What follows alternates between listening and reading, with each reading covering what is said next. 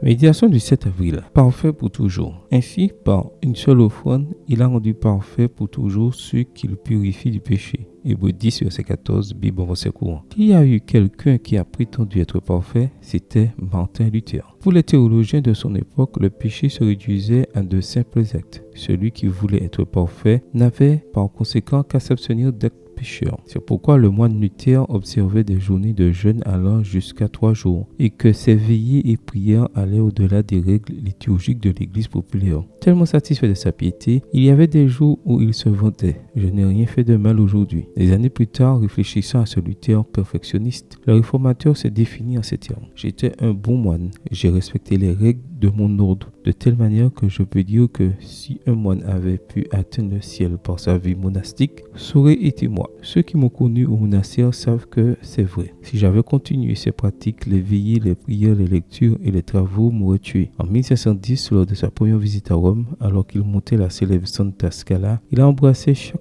marche et a répété un autre Père sur chacune d'elles. Arrivé en haut, il s'est demandé à voix haute. Qui sait s'il en est ainsi? Près d'une décennie plus tard, Luther s'est rendu compte qu'il n'en était rien, que l'expérience chrétienne authentique était une vie de foi et non d'œuvre. Le texte de Romains 1, verset 17 donne une nouvelle saveur à sa rude spiritualité. Le juste vivra par la foi. La foi, un point c'est tout. L'expérience chrétienne ne repose pas sur ce que nous faisons, mais sur la foi, c'est-à-dire sur le fait de croire en ce que le Christ a fait pour nous. Si nos jeûnes, nos prières, nos lectures et autres services spirituels pouvaient nous rendre parfaits, la mort du Christ n'aurait pas été nécessaire et n'aurait aucun sens. Le livre des Hébreux le déclare. Ainsi, par une seule offrande, il a rendu parfait pour toujours ceux qu'il purifie du péché. Hébreux 10, verset 14. C'est la mort de Christ sur la croix qui nous rend parfaits. Alors que Luther supposait pouvoir atteindre la perfection par lui-même, il a vécu une expérience spirituelle entachée de culpabilité. Ne suivons pas cet exemple. Acceptons par la foi la seule chose qui puisse nous rendre parfaits, le sacrifice de Jésus.